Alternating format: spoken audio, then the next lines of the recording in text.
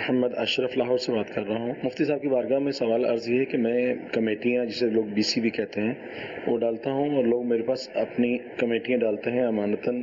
بعض کمیٹیاں ایسی ہوتی ہیں جو یکم کو یا 15 ڈیٹ تاریخ فکس ہوتی ہے اور وہ اس تاریخ کو پرچی نکالی جاتی ہے، جس کی پرچی کا نام نکلے گا اسے رقم ادا کر دی جائے گی. بعض صورتیں ایسی ہوتی ہیں کہ بعض اوقات کچھ ممبر ایسے ہوتے ہیں جو کمیٹیاں نہیں دیتے تو اپنے سے بھرنا پڑتی ہے، اور بعض صورتیں ایسی ہوتی ہیں کہ وہ پوری ہو جاتی ہے اور وہ دینا پڑتی ہے. میرا سوال یہ ہے مفتی صاحب کی بارگاہ میں کہ آیا لوگوں کی رقم میرے پاس امانت ہوتی ہے تو میں اس رقم سے کاروبار کر سکتا ہوں؟ میرے لیے جائز ہے وہ کاروبار کرنا جبکہ میں وقت پر ان کی ادائیگی کر دیتا ہوں؟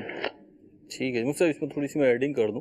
بالخصوص مارکیٹ میں ڈلتی، آپ کو علم ہوگا کہ میں مدنی چینل کے ناظرین کے لیے بھی مارکیٹ میں ڈلتی ہے. دکاندار نے ڈالی ہے بی سی یا کمیٹی جو بھی ڈالی ہے 1 لاکھ 2 لاکھ 5 لاکھ 10 لاکھ کی. اب اس کی جو منتھلی پیمنٹ بنتی ہے 10,000 20,000 50,000 وہ آئی اور اس نے جو ہے وہ اپنے جو بھی اس کے پیسے رکھنے کی کیش کاؤنٹر ہے وہاں پہ اس نے ڈال دی ہے اور اپنے پاس انٹری کر لی کہ بھائی فلاں صاحب کے 50,000 روپے 10,000 روپے آ گئے.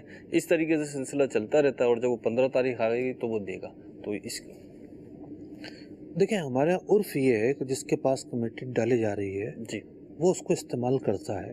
جی تو یوں اس رقم کو ہم نے کبھی بھی امانت قرار نہیں دیا، قرض قرار دیا ہے. ٹھیک ہے کہ جو کمیٹی کے پیسے وصول کر رہا ہے وہ بطور قرض کے وصول کر رہا ہے، ٹھیک اور جب قرض لیا جاتا ہے تو اس کو استعمال بھی کرنے کی اجازت ہوتی ہے. ٹھیک اور اس کے بعد یہ کہ جب وہ ٹائم آتا ہے تو یہ دے دیتے ہیں. ٹھیک تو ایسا کرنا درست ہے.